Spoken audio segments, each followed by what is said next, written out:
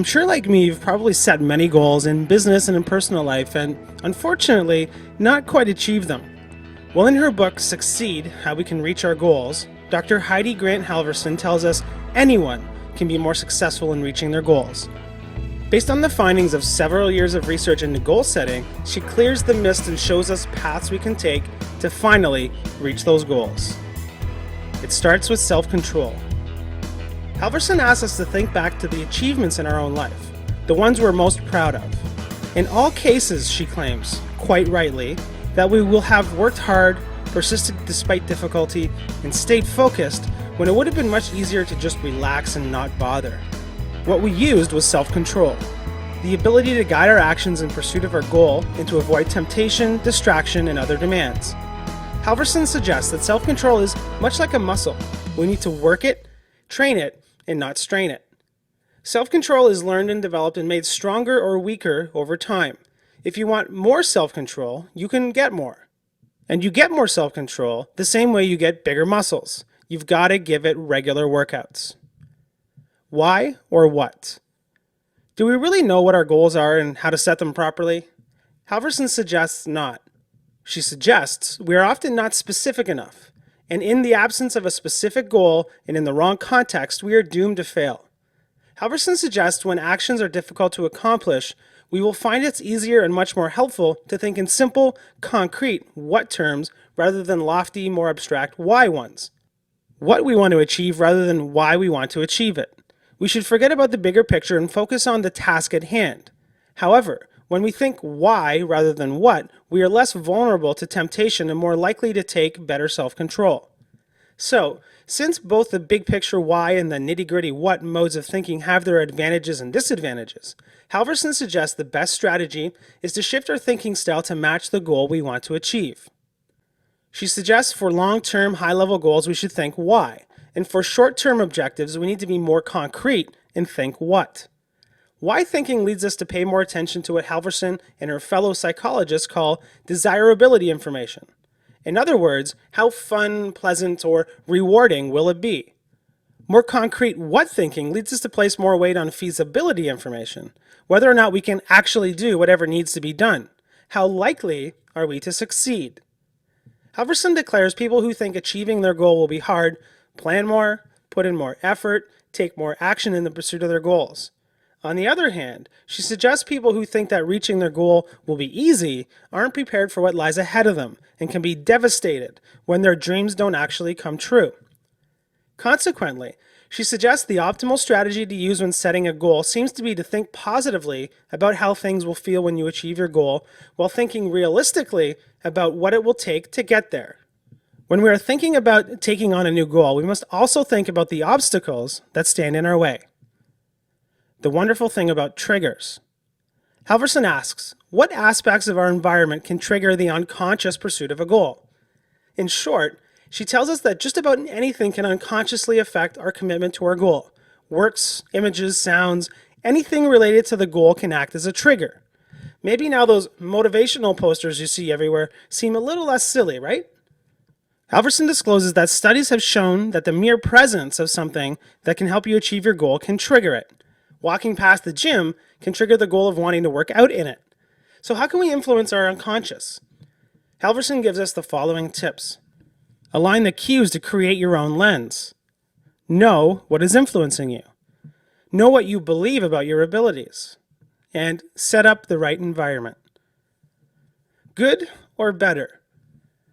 Halvorson and her psychologist colleagues refer to the desire to show that we are smart or talented or capable as having a performance goal. When we pursue performance goals, our energy is directed at achieving a particular outcome, like getting an A on a test or reaching a sales target. We choose these goals because we're thinking that reaching them will give us a sense of validation, and then we judge ourselves according to whether or not we are successful. On the other hand, the desire to get better and to enhance our skills is a mastery goal. When people pursue mastery goals, they don't judge themselves as much by whether they achieve a particular outcome. Instead, they judge themselves in terms of the progress they're making. These goals are about self-improvement rather than self-validation, about becoming the best you can be rather than proving you are. So which is best? Halvorson says that when we're focused on getting better rather than on being good, we benefit in two very important ways. First, when things get tough, we don't get discouraged. Second, when we start to have doubts about how well we're doing, we are more likely to stay motivated because we can still learn. So if we choose get better goals, we have greater success because we can enjoy the process of getting better. If we focus on growth instead of validation, we are less likely to get depressed because we won't see setbacks and failures as reflecting our own self-worth, and we're less likely to stay depressed because feeling bad makes us want to work harder and keep striving. Promotion or prevention? Halvorson tells us another complementary pair of goal definitions. When we pursue a promotion goal, we are trying to gain something. When it's about gain, we're going to be motivated by both high value and high likelihood of success. In fact, the more valuable the goal, the more we care about our chances of success. But when we're pursuing a prevention goal, we are trying to avoid a loss. It's about being safe and avoiding danger. A high-value prevention goal is one where safety really matters and where failure is particularly dangerous. So the more valuable the goal, the more we see reaching it as a necessity. Halvorson states to be optimistic is valuable, particularly in pursuit of achievements, promotion goals. Realism, on the other hand, is invaluable in pursuit of security or avoiding disastrous losses, prevention goals. Making goals our own. The greatest motivation and personal satisfaction we achieve are from those goals we choose for ourselves. Research has shown that when people feel they have choices and that they are an integral part of creating their own destiny, they are more motivated and more successful. Providing a feeling of choice and acknowledging people's inner experience shifts their sense of control back to them and makes them feel like they're in charge of their own actions. From her research, Halvorson states that it isn't so much actual freedom of choice that matters, but the feeling of choice. Choice provides a sense of self-determination, even when choice is inconsequential or imagined.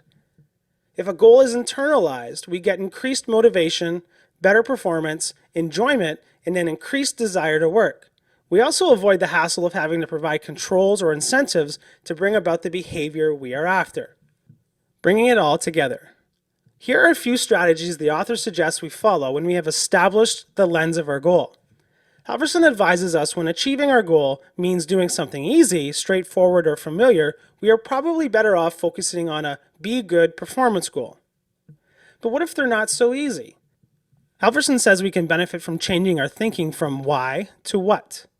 Literal what do I need to do to reach this goal thinking is enormously helpful when we're pursuing challenging goals. What about the distraction of doing something else? Overcoming temptation is hard.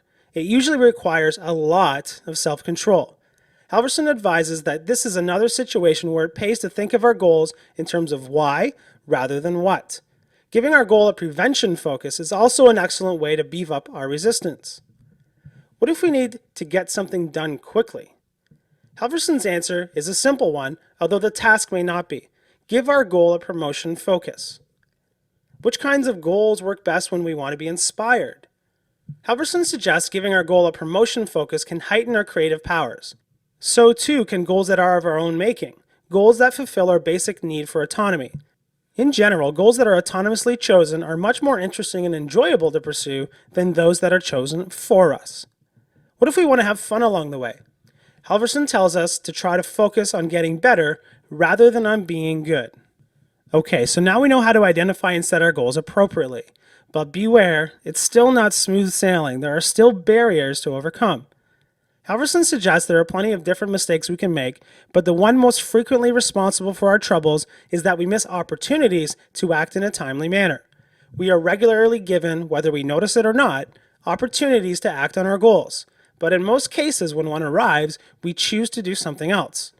Halvorson makes it clear that there is no strategy more effective for fighting off these goal-blocking situations than making an if-then plan. Simply put, when you find yourself in a situation, if, then you carry out a goal-attaining action, then. For example, if I'm watching TV, then I'll sit up straight to help my posture. If it's Monday morning, I'll go to the gym before work to get fitter. If I've had a large lunch, I'll have a salad for dinner. So, it's back to self-control.